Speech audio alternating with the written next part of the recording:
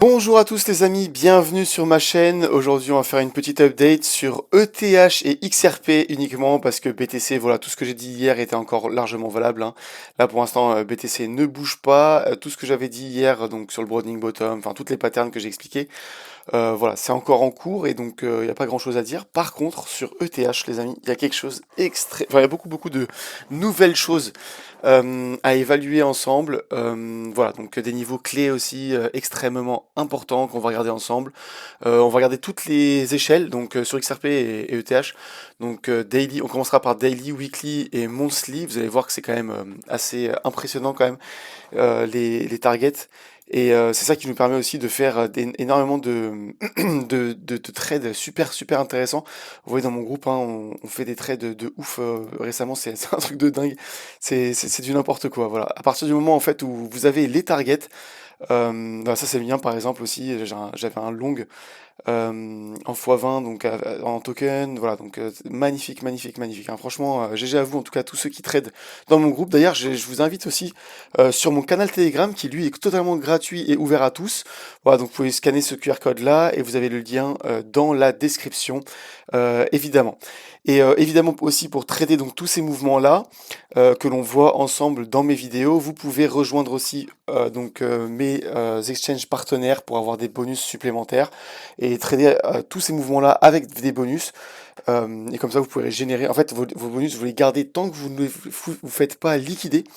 Et du coup, vous pouvez, à partir d'un bonus, par exemple de 50 dollars, vous pouvez le transformer en 600, 700, 800 dollars si jamais vous gérez bien avant de vous le faire liquider. Voilà, donc franchement, n'hésitez pas à rejoindre donc, dans les liens en description et en commentaire épinglé. Voilà, pour profiter de 50 dollars de bonus par exemple sur ZoomX.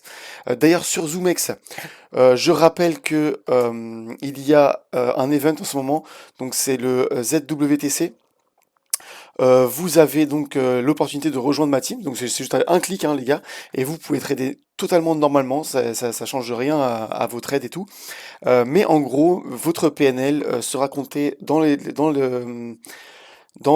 comment dire, dans les stats de ma team, et du coup, si jamais ma team, on a un beau PNL et qu'on arrive à se hisser en haut du classement, nous pouvons avoir voilà du cash, enfin une partie du cash prize à se distribuer équitablement entre nous. Et voilà, donc n'hésitez pas à rejoindre. En plus de ça, vous avez des bonus à récupérer, vous avez plein de bonus. Vous avez aussi accès, une fois que vous avez rejoint ma team, vous avez accès à la Lucky Draw. Lucky Draw, c'est quoi? C'est tous les jours, vous avez un ticket gratuit et vous pouvez faire tourner une roue, voilà, et gagner des petits bonus. Bon, iPhone 16 Pro Max, j'ai encore vu personne de gagner dans mon groupe, ou même ces trucs-là, hein, genre un ETH, etc. Mais si jamais il y en a un d'entre vous qui peut gagner ça, ce serait incroyable. Et vous avez aussi des petits bonus hein, aussi à gagner, donc 2 dollars, 10 dollars, 50 dollars. Donc n'hésitez pas, c'est une fois par jour. Et puis si vous tradez aussi activement, eh bien par exemple là vous avez 5 tickets d'un coup, 5 tickets, 3 tickets, et c'est tous les jours. Ça se réactualise tous les jours. Donc n'hésitez pas à rejoindre. Donc voilà, donc je vous mets aussi le lien dans la description. Là on est 17.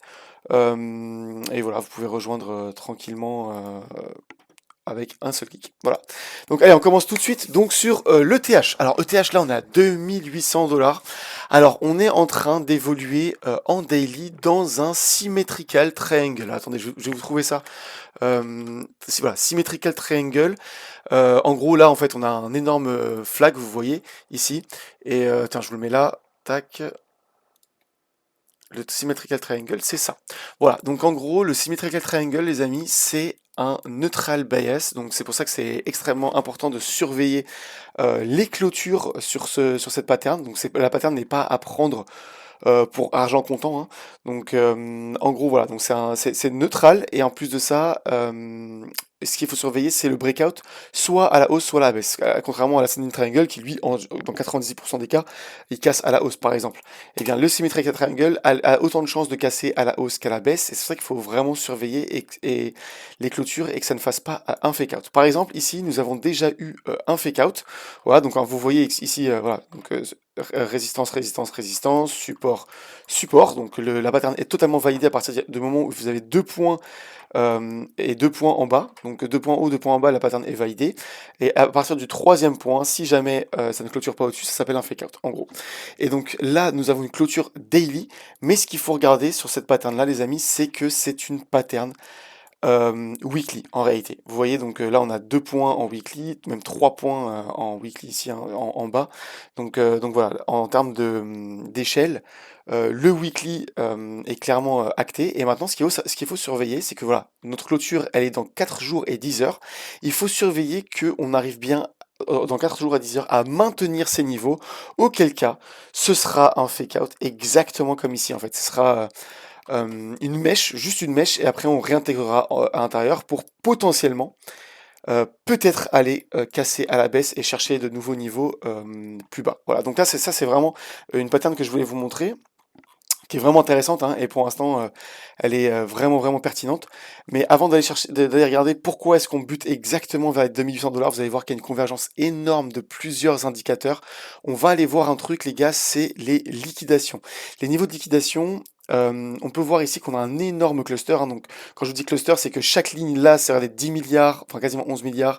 Là, on a 9 milliards. Vous voyez, bon, là, c'est un bug, hein, quand il y a marqué 0, mais ici, ça doit être également 8-9 milliards ici aussi. Ici, par exemple, vous voyez 10 milliards ici. Enfin, là, ici, on a une facile 50-60 milliards de clusters à aller liquider. Voilà, donc ça, c'est déjà très, très pertinent. L'autre chose que je voudrais vous montrer aussi, c'est le funding. Le funding sur ETH est quasiment neutre. Alors, mais en fait, il est neutre. Le neutre, c'est 0,01. Mais on est légèrement en dessous. Ça veut dire qu'on est encore un peu plus shorté que on a de longues. Donc ça, c'est vraiment, vraiment positif pour l'instant. Voilà, donc en tout cas, c'est vraiment très, très, très pertinent. En plus de ça, on avait vu ensemble, les gars, il y a un mois, hein, donc vous avez vu cette vidéo il y a un mois. Je vous avais donné 1 million d'indicateurs et de coïncidences enfin de convergence d'indicateurs, de patterns, de tout ce que vous voulez, qu'on avait le bottom définitif ici, et qu'on était parti sur un mouvement extrêmement haussier, et c'est exactement où on en est aujourd'hui, hein, vous voyez, donc là je vous montrais, on avait un mouvement extrêmement haussier, bah regardez, il s'est produit exactement. Alors moi, est-ce que je pensais que ça aurait lieu aussi rapidement? Peut-être pas, moi je pensais que ça prendrait quand même un peu plus de temps, mais voilà, en tout cas, les charts ne mentent pas. Nous avions un falling wedge ici, et la target du falling wedge, elle est ici, à 3300 $ environ. Et en plus de ça,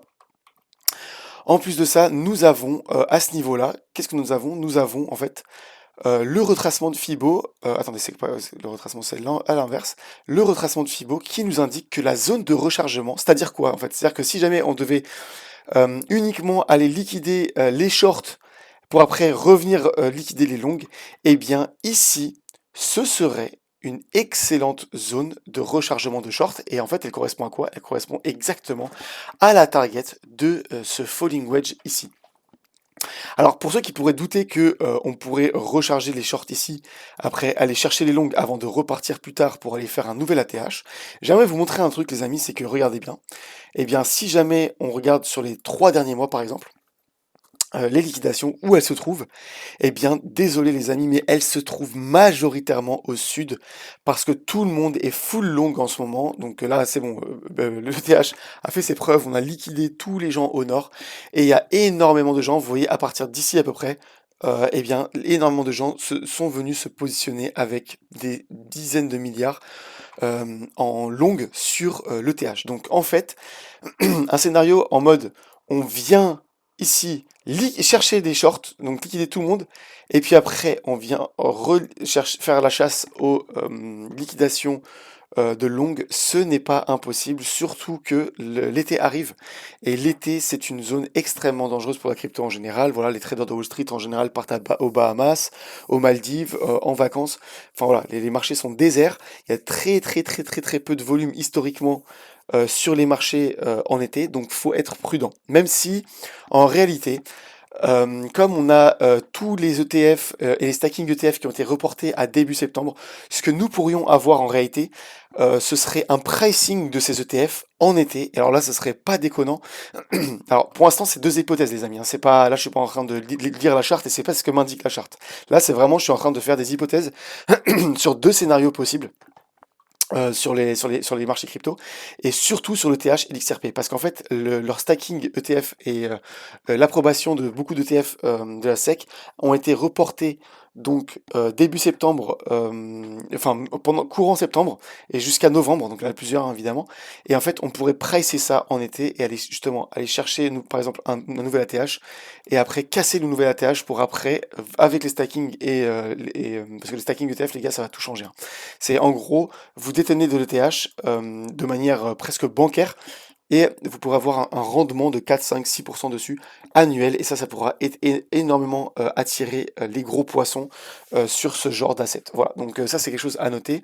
Mais en tout cas, voilà, c'est une des targets enfin une des zones très intéressantes à surveiller, c'est cette zone-là. Et moi, probablement, je commencerai à prendre profit, ne serait-ce que en futures déjà, ça c'est sûr. Et après, voir comment ça évolue et quel niveau clé on va casser pour pouvoir placer des longues. Alors, au niveau des indicateurs, alors on a un niveau extrêmement intéressant ici. Donc déjà, ce qu'il faut regarder en daily, les amis, c'est que nous avons évolué, même si ça se voit pas trop, mais regardez bien, nous avons un ribbon ici. Je sais pas si vous le voyez, voilà, il fait comme ça. Tac, faudrait que j'augmente la luminosité de mon écran en vrai, de vrai, hein. Voilà, tac. Et qu'est-ce que vous voyez en fait, c'est qu'on a évolué exactement dedans avant, en consolidant, avant de breakout à la hausse. Et une fois qu'on a breakout à la hausse, je sais pas pourquoi il me fait ça à chaque fois. Voilà. Une fois qu'on a breakout à la hausse, eh bien, nous sommes allés chercher et buter exactement vers le ribbon du milieu. Alors en réalité, c'est pas du tout le ribbon du milieu, c'est le ribbon du bas, et ça, c'est le ribbon du haut. En fait, voilà, faut suivre le ribbon, mais en gros, le ribbon du haut est toujours le plus volatile, donc il a tendance à vraiment suivre le prix au maximum. Et donc vous voyez que ça, c'est le ribbon du haut, ça, c'est le ribbon du milieu, et ça, c'est le ribbon du bas. Et là, en fait, on a cassé le ribbon du haut pour aller chercher le ribbon du bas, et pour l'instant, il fait vraiment office de résistance. Donc ça, c'est un niveau réellement clé qu'il faudra surveiller. En plus de ça, sur le même niveau ici, nous avons le VPOC et le pseudo VPVR. Donc le VPOC c'est quoi? C'est le Volume Point of Control. Eh bien le Volume Point of Control, les amis, c'est quoi? C'est ce qui va servir de support. Et là vous me dites, mais qu'est-ce que c'est quoi ce bordel? Regarde comment ça a oscillé. Eh bien regardez bien, restez concentrés avec moi. Vous voyez bien ici que le VPOC a fait office de support, hein. Regardez, support, support, support, et ici, nous avons fait un petit fake out, mais en réalité, nous avons clairement maintenu le support, parce qu'en réalité, faut regarder en fait en weekly ce niveau-là, et ce niveau-là, il faudrait, voilà. Donc vous voyez bien que en fait, à chaque fois, on a juste fait des petites mèches en dessous, mais c'était une zone, en fait, tout ce qui était en dessous des 2500, c'était extrêmement pertinent pour ouvrir un long. Voilà, donc moi j'en avais un de long, malheureusement, en fait, cette petite mèche-là, ici, là, à 3$ près, elle m'a liquidé l'entièreté de ma position, parce que j'avais mis un stop loss dans les profits, en fait, moi je l'avais ouvert à peu près ici, moi, mon long, un peu en dessous des 2000$, donc ça m'a clôturé à profit, mais vraiment, ça s'est retourné directement après, donc c'est là où j'étais vraiment extrêmement dégoûté. Mais voilà, en tout cas, le VPOC, il nous indique que on a un énorme niveau de support au 2500. Un autre truc que je voudrais qu'on regarde ensemble, c'est le Gaussian Channel. Alors ça, je sais pas si vous vous souvenez, dans ma vidéo, regardez, Comme écoutez ce que je vous support. disais, Et par à partir du exemple, moment où on ici. flippe ce Gaussian Channel en support, nous sommes repartis pour des targets beaucoup plus haussières sur... Voilà, donc vous voyez bien que en réalité, comme je vous l'ai dit, si jamais on casse, au moment où on va casser ce Gaussian Channel, eh bien nous serons partis pour des targets largement plus haussières et c'est exactement ce qu'on a fait. Vous voyez bien, en fait, on a fait une mèche énorme pour transpercer le Gaussian Channel et en fait, là pour l'instant, ce qu'il faut surveiller, c'est la courbure du Gaussian Channel. Le Gaussian Channel pourrait faire office en fait de résistance. Si jamais par exemple on se maintient au-dessus de ce bull flag, et puis, enfin ce symmetrical triangle, eh bien nous pourrions rejoindre le Gaussian Channel avant de repartir. Mais bon, après sur le TH c'est un peu différent que sur le BTC, hein. Le BTC on a toujours tendance à aller le rechercher, soit à la hausse. Vous voyez par exemple ici, voilà, on vient le chercher, on consolide un petit peu en dessous, après on revient le chercher. Puis après, on revient le chercher. Vous voyez ce que je veux dire? Ici, pareil, hein, on vole bien au-dessus, mais après, on revient ici taper contre le Gaussian Channel. Sur le TH, en fait, j'ai l'impression, en général, que nous avons tendance, lorsqu'on vient le chercher, en général, c'est pour le flip. Vous voyez? Lorsque ici, par exemple, ici, on l'a pas touché du tout, mais par contre, à partir du moment où on est revenu le chercher, c'est pour le flip complètement. Ici, on l'a pas touché du tout, et à partir du moment où on vient le toucher, c'est pour le flip à la baisse. Vous voyez ce que je veux dire? Donc voilà. Sur le TH, en tout cas, il faudra surveiller quand même le Gaussian Channel, parce qu'en fait, le Gaussian Channel vous donne toujours la tendance. Vous voyez, quand on flippe au vert, nous partons au nord, c'est pour un long markup phase, et lorsqu'on part en rouge, eh bien nous partons sur un énorme markdown phase, et ça, il faudra bien, bien, bien se le garder de côté. Voilà, donc ça, c'est ce que je voulais vous dire en daily. Maintenant, on va regarder en weekly. Alors, juste avant de passer au weekly, je voudrais juste regarder le wave, mais ça, c'est vraiment par curiosité. Ah bah ok, bah en fait vous voyez la consolidation en fait elle a commencé où? Elle a commencé à l'hyperextension ici sur le wave et en fait au moment où on est venu chercher le wave et bien là en fait le TH est en train de tenter voilà, de se servir de ce wave comme un support et de repartir à la hausse. Bon ça c'était juste intéressant à regarder mais sans plus. Alors en weekly, alors vous voyez bien en fait hein, que cette pattern-là, donc c'est une pattern en weekly. Donc vous voyez bien en fait à chaque fois qu'on fait une seule mèche, ça fait une croix, donc c'est ce que je vous expliquais tout à l'heure. Et bien à partir de maintenant, ce qu'il faudrait surveiller sur le weekly, eh bien tout d'abord c'est le wave. Alors le wave, vous voyez bien en fait que pour l'instant, on est venu ici rebondir plusieurs fois dessus et tenter de le casser à la hausse, mais pour l'instant on n'a pas réussi. Et là en fait, avec la mèche actuelle, nous sommes en train de tenter de réentrer sur le territoire du wave et peut-être voilà revenir ici pour le flip à la hausse.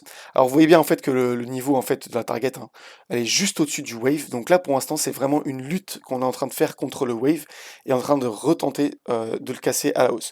Donc là vous pouvez voir hein, par exemple ici, à partir du moment où on a réintégré le wave, on est revenu rebondir sur la ligne principale pour après s'en servir comme un support et faire un énorme markup phase. Ici, ce qu'on voudrait voir, c'est exactement la même chose, c'est revenir sur le wave, puis se servir par exemple de cette ligne comme un support, et là ce sera par exemple un énorme point d'entrée sur le TH, et après repartir sur un markup phase. Alors en weekly, il y a beaucoup de choses intéressantes à dire, hein. Par exemple ici, cette zone-là là, en bleu, c'était quoi? C'était la zone de rechargement de longue. À l'époque, je sais pas si vous vous souvenez, donc dans cette vidéo-là, je vous disais, hein, enfin même avant, j'avais fait une vidéo avant aussi sur le truc, et je vous avais dit le potentiel bottom définitif de marché pour ce cycle sur le TH, eh bien ce serait la zone des 0,786, c'est la zone de rechargement de longue, vous voyez? Eh bien, regardez bien, pixel près, nous n'avons pas clôturé en dessous de la zone de rechargement de longue. Et donc toutes les institutions en fait se sont positionnées massivement ici pour poser un bottom définitif de marché. Voilà, donc ça c'était vraiment extrêmement intéressant à noter à l'époque, et à l'époque bah, du coup ça a play out exactement. Autre chose que je voulais vous dire aussi, c'est qu'un autre indicateur qui nous indiquait un bottom définitif de marché, c'est le RSI stochastique. Le stochastique, vous voyez bien ici, eh bien ici, il nous indique quoi? Il nous indique un bottom définitif de marché. Pourquoi? Parce qu'il flash au vert. Il flash au vert et vous voyez qu'on n'est jamais revenu chercher plus bas que ce niveau-là. Vous voyez, c'était le bottom définitif de marché. Néanmoins, vous voyez ici par exemple qu'on est venu aller faire un markup phase assez puissant, mais nous sommes revenus très proches du bottom de marché. Là, en fait, vous voyez bien que voilà, on a flash au vert ici, donc ça veut dire qu'on retournera jamais en dessous des 1500. Néanmoins, on fait un markup phase, mais comme je vous ai dit, on peut venir rechercher la zone de rechargement de short ici, avant de revenir vers le bas. Ça, c'est totalement possible. En fait, ça ressemblerait exactement à ce scénario-là. Donc, zone de rechargement de short ici.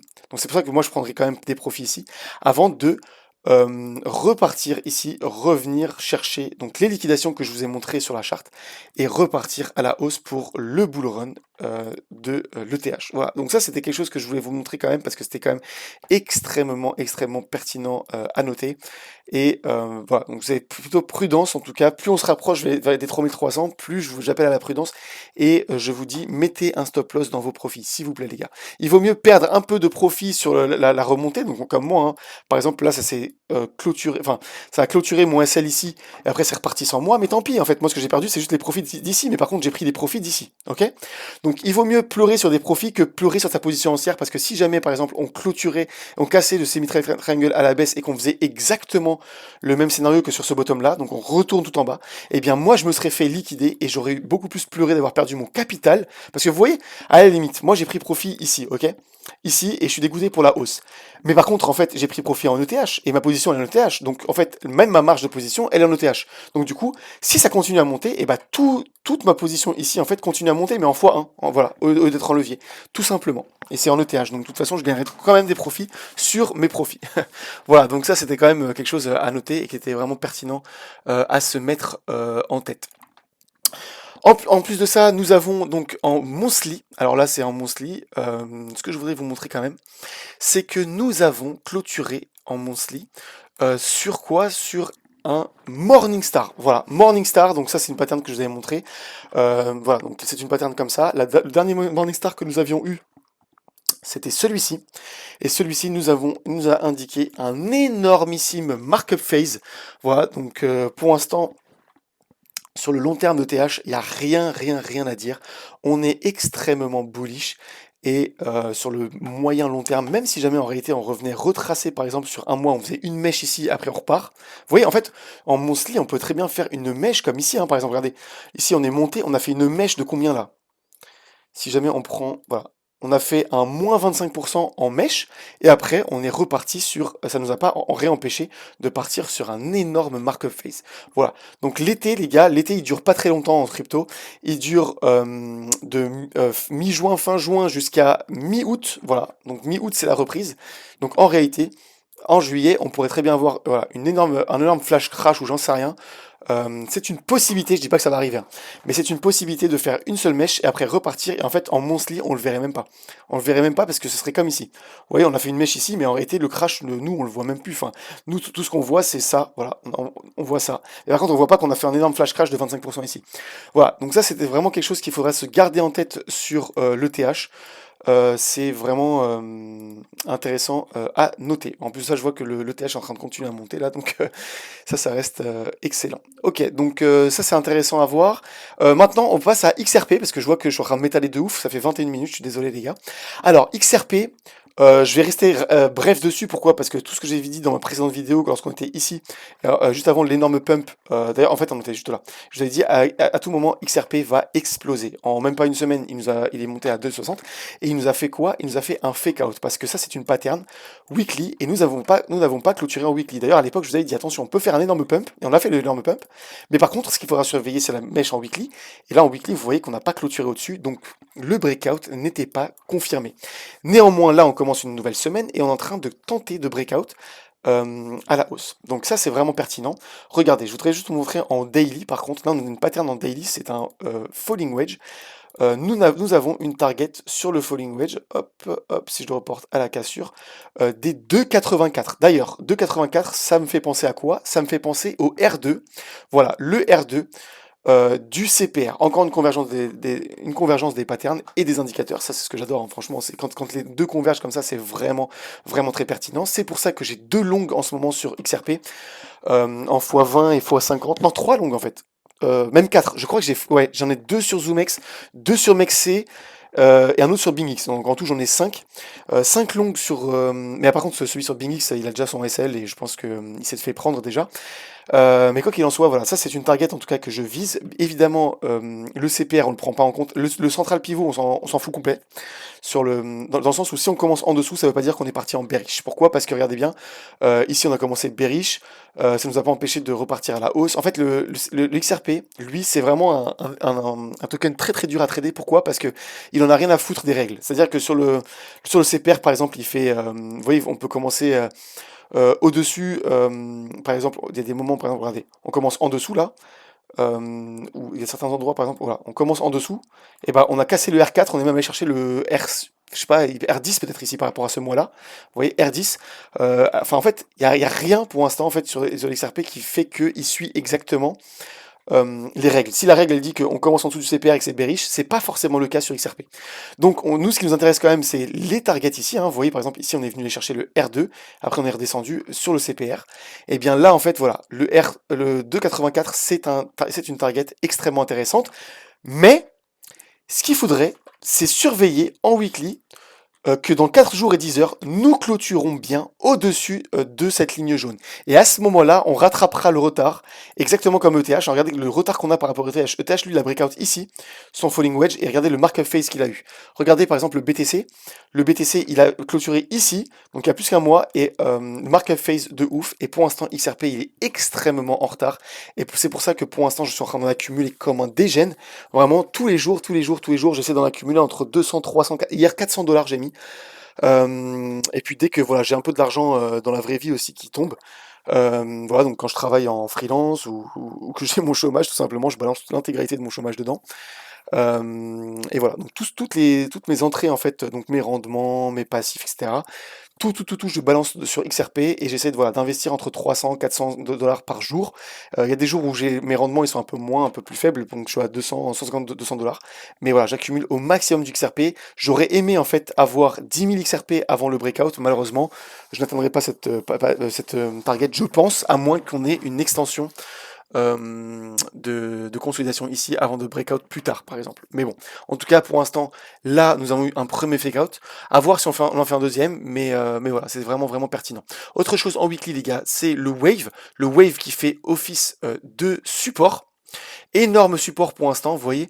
Et en fait, ce wave-là pourrait nous propulser sur des zones absolument astronomiques. Donc, je vous rappelle quand même quelque chose, c'est que la target de ce falling wedge, c'est 5 $ environ, donc en fonction de comment je le trace proprement. Mais voilà, c'est 5 $ pour la target de ce falling wedge. Mais en réalité, une fois qu'il y aura le stacking XRP et les nouveaux ETF XRP, je pense personnellement qu'il pourra aller beaucoup beaucoup plus haut, mais c'est pour ça que je vous invite à regarder ma vidéo sur le XRP pour que je vous donne pour mes targets de ce bull run. En tout cas, voilà. Donc c'est tout ce que je voulais vous dire aujourd'hui pour aujourd'hui. C'est quand même pas mal d'infos. J'espère que je vous ai pas bombardé trop intensément.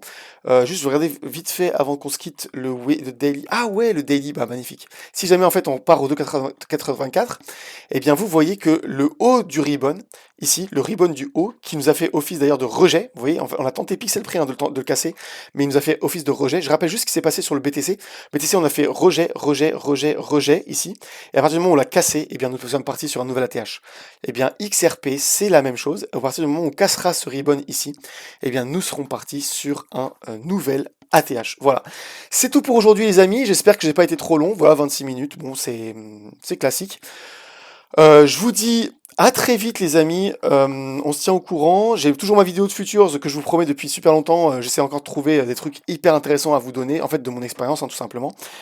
Et sur ce, d'ailleurs peut-être que ma vidéo de Future je la ferai en 2 ou 3 parties. Pourquoi? Parce que je suis en train de me rendre compte que même, enfin un seul point, déjà lui-même je vais avoir pour 30 minutes pour vous expliquer. C'est un point sur l'extraction de liquidité. Certains d'entre vous, j'ai passé des jours à vous l'expliquer dans mon groupe et je suis très très très content parce que la plupart d'entre vous, vous l'avez compris et vous l'appliquez même, et donc c'est absolument incroyable. Et c'est très très bien parce que du coup vous arrivez à démultiplier vos performances et ça c'est génial.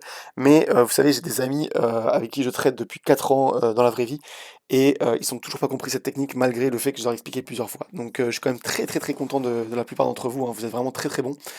Et voilà, c'est vraiment très très cool. Je vous rappelle juste que mon groupe canal Telegram, c'est celui-là, c'est le seul qui existe. Le groupe, c'est celui-là, et c'est aussi le seul qui existe. Vous pouvez y accéder via ce canal-là. Cependant, voilà, je vois qu'il y a énormément de demandes. Je vous rappelle juste une chose, les gars, c'est que mon groupe est fermé. Voilà, pourquoi? Parce que j'aimerais qu'on garde ça à taille humaine. Néanmoins, pour ceux qui souhaitent soutenir la chaîne, eh bien évidemment, l'entrée, elle est à 50 $, mais c'est vraiment, enfin, c'est pas un prix, c'est-à-dire que c'est pas quelque chose que je vous vends. C'est plus en mode si vous voulez soutenir la chaîne et que ça me permet de payer par exemple, je sais pas, mes IA pour mes miniatures, etc. Eh bien, voilà, 50 $ c'est l'entrée, c'est tout ce qu'on a voté ensemble, parce qu'avant j'avais mis 10 $, mais en fait on s'est retrouvé à beaucoup beaucoup trop dans le groupe, et voilà, on aimerait garder ce côté un peu familial, on se connaît, enfin des crypto bros quoi, voilà, on se connaît tous maintenant, et ça commence à être vraiment vraiment cool. C'est en train de suivre exactement la trajectoire que j'aurais aimé que ça prenne. Pourquoi? Parce qu'en fait c'est le groupe que j'aurais aimé avoir en commençant la crypto tout simplement. Voilà, donc je vous dis à la prochaine les gars, ciao ciao.